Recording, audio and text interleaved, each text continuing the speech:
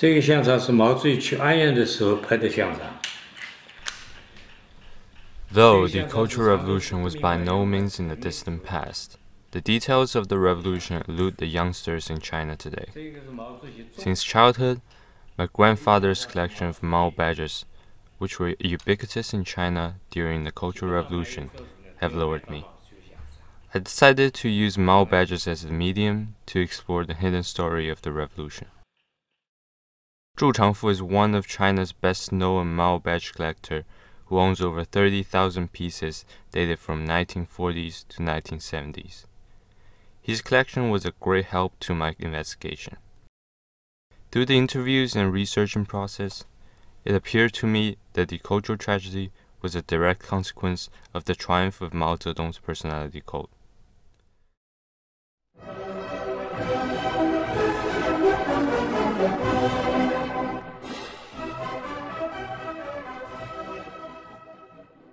In 1958, aiming to turn China into an industrial state on par with the US, chairman of the Communist Party of China, Mao Zedong, launched a great leap forward.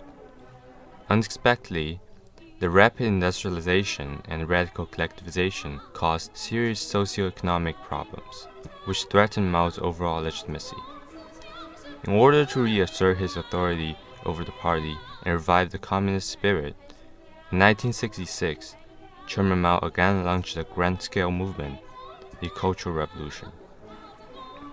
Mao was doubtlessly successful in securing his grip on power, but his personal triumph simultaneously resulted in a heavy blow to the society. The Cultural Revolution officially began on May 16, 1966, when Mao issued a document known as the May 16 Notification, which summarized his ideological justification for the revolution. This also signified the start of Mao Zedong's personality cult. Mao had already appeared prominently on propaganda posters and broadcasts as far back as 1930s. In fact, the origin of Mao badges could be traced to the same time period.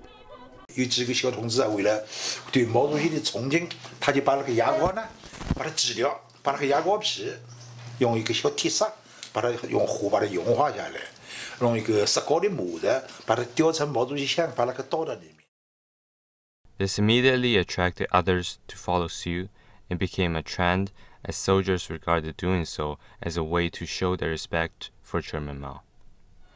The extent of Mao's portrayal and personality cult in the second half of the 1960s, however, was unparalleled.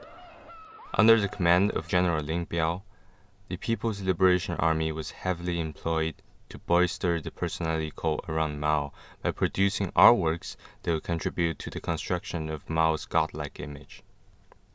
At this point, the collection and production of Mao badges had spread to every corner of Chinese society. No longer simple decorations on the uniform, the badges became a necessity of life. People made badges to celebrate any sort of events, as important as the establishment of local revolutionary committee, and as minor as the anniversary of a primary school. In 1966, the establishment of the Red Guard, largely comprised students, intensified the deification of Mao. Over 13 million Red Guards were received by Chairman Mao and called for a nationwide cultural revolution. Thereafter, the blind worshipping of Mao extended to every corner of China. 全国人民对毛主席非常的崇拜，从小孩到老人，每个人胸前都佩戴着一枚毛主席像章，手里拿着红色宝书。在吃饭前，饭神在台上，全家人要高唱《大海航行靠舵手》的歌，然后呢还要呼口号，敬祝毛主席万寿福江。 The students in China were the most devout supporters of Mao's ideologies. As the personality cult reached its peak, they started to believe that Chairman Mao was the god of China, and thus animosity was directed towards scholars and religious figures who were seen as threats to Maoist ideology.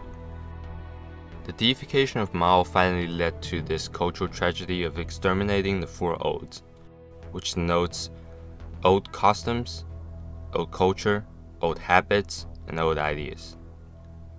The campaign of destroying the four odes was provoked by the Red Guards in Beijing on August 19, 1966. The movement began with giving speeches and posting big character posters. However, it quickly escalated to committing outrages.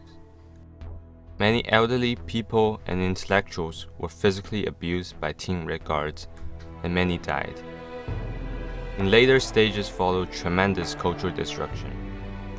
Countless Chinese architecture was destroyed, classical calligraphy and painting were torn apart, and statues of great philosophers in history were replaced by Mao statues.